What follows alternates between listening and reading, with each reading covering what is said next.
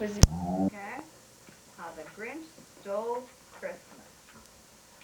Every Who down in Whoville liked Christmas a lot, but the Grinch, who lived just north of Whoville, did not. The Grinch hated Christmas the whole Christmas season. Now please don't ask why. No one quite knows the reason. It could be his head wasn't screwed on just right. It could be perhaps that his shoes were too tight. But I think that most likely reason of all may be that his heart was 2 sizes too small.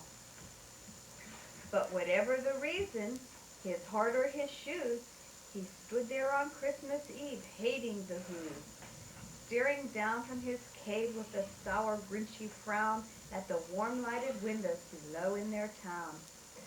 For he knew every Who down in Whoville beneath was busy now hanging a mistletoe wreath. And they're hanging their stockings, he snarled with a sneer. Tomorrow is Christmas, it's practically here. Then he growled with his Grinch fingers nervously drumming. I must find some way to stop Christmas from coming. For tomorrow, he knew, all the Who girls and boys would wake bright and early. They'd rush for their toys. And then, oh, the noise. The noise, noise, noise, noise. That's one thing he hated. The noise, noise, noise, noise. Then the Who's young and old would sit down to a feast. And they'd feast and they'd feast. And they'd feast, feast, feast, feast. They would feast on Who pudding and rare Who roast beef, which was something the Grinch couldn't stand in the least. And then they'd do something he liked least of all. Every Who down in Whoville, the tall and the small, would stand close together with Christmas bells ringing. They'd stand hand in hand, and the Who's would start singing. They'd sing, and they'd sing, and they'd sing, sing, sing, sing. And the more the Grinch thought of this Who Christmas sing, the more the Grinch thought, I must stop this whole thing. Why, for 53 years I've put up with it now. I must stop this Christmas from coming. But how? Then he got an idea, an awful idea. The Grinch got a wonderful, awful idea. I know just what to do, the Grinch laughed in his throat, and he made a quickie Santa Claus hat and a coat. And he chuckled and chuckled. What a great Grinchy trick. With this coat and this hat, I look just like St. Nick. All I need is a reindeer, the Grinch looked around. But since reindeer are scarce, there was none to be found. Did that stop the old Grinch? No, the Grinch simply said, if I can't find a reindeer, I'll make one instead. So he called his dog Max. Then he took some red thread and he tied a big horn on the top of his head. No, it isn't. Then he loaded some bags and some old empty sacks on a ramshackle sled, and he hitched up old Max. Then the Grinch said, giddy up, and the sleigh started down towards the homes where the Who's lay a snooze in their town. Uh-oh, looks like he's up to no good. All their windows were dark. Quiet snow filled the air. All the Who's were all dreaming sweet dreams without care when he came to the first little house on the square. This is stop number 1, said the old Grinchy Claus hiss, as he climbed to the roof, empty bags in his fist. Then he slid down the chimney, a rather tight pitch. But if Santa could do it, then so could the Grinch. He got stuck only once for a moment or two. Then he stuck his head out of the fireplace flue. There the little Who stockings all hung in a row. These stockings, he grinned, are the first things to go. Then he slithered and slunk with a smile most unpleasant around the whole room, and he took every present. Pop guns and bicycles, roller skates, drums, checkerboards, tricycles, popcorn, and plums. bags. Then the Grinch very nimbly stuffed all the bags one by one up the chimney. Then he slunk to the ice box where he took the Who's feast. He took the Who pudding. He took the roast beef. He cleaned out the ice box as quick as a flash. Why, that Grinch even took their last can of Who hash. Then he stuffed all the food up the chimney with glee. And now, grinned the Grinch, I'll stuff up the tree. And the Grinch grabbed the tree and he started to shove when he heard a small sound like the coo of a dove.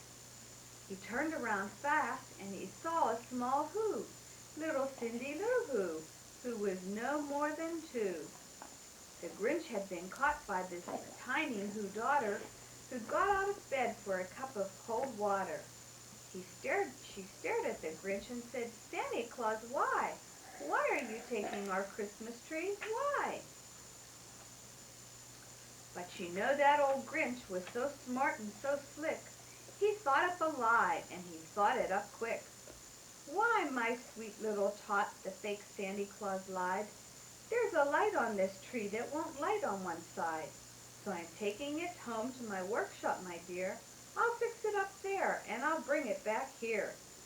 And his fib fooled the child. He patted her head, and he got her a drink, and he sent her to bed.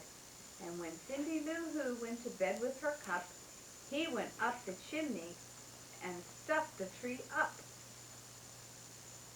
Then the last thing he took was the log for their fire. Then he went up the chimney himself, the old liar. On their walls he left nothing but hooks and some wire. And the one speck of food that he left in the house was a crumb that was even too small for a mouse. See that poor little mouse? That crumb's too small for him. Then he did the same thing to the other Who's house.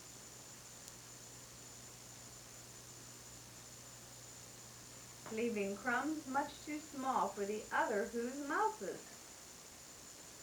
It was 1/4 dawn, all the Who's still abed, all the Who's still a-snooze, when he packed up his sled, packed it up with their presents, the ribbons, the wrappings, the tags and the tinsel, the trimmings, the trappings.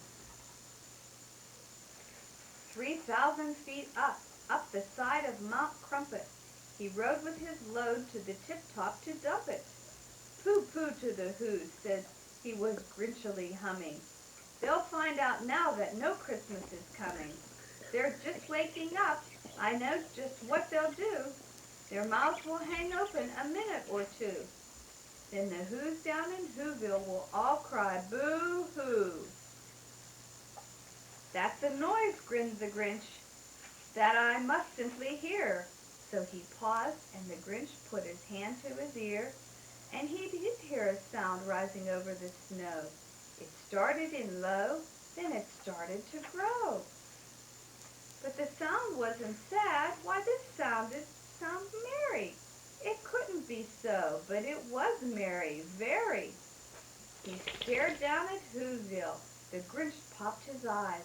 Then he shook. What he saw was a shocking surprise. Every Who down in Whoville, the tall and the small, was singing without any presents at all. He hadn't stopped Christmas from coming. It came. Somehow or other, it came just the same. And the Grinch, with his Grinch feet ice cold in the snow, stood puzzling and puzzling. How could it be so? It came without ribbons. It came without tags. It came without packages, boxes, or bags. And he puzzled 3 hours till his puzzler was sore. Then the Grinch thought of something he hadn't before. Maybe Christmas, he thought, doesn't come from a store. Maybe Christmas, perhaps, means a little bit more. And what happened then? Well, in Whoville they say that the Grinch's small heart grew 3 sizes that day. And the minute his heart didn't feel quite so tight, he whizzed with his load through the bright morning light, and he brought back the toys and the food for the feast. And and he himself, the Grinch, carved the roast beef. The end. Did you like that? Hey, it's very so Christmas. Nope, you didn't steal it.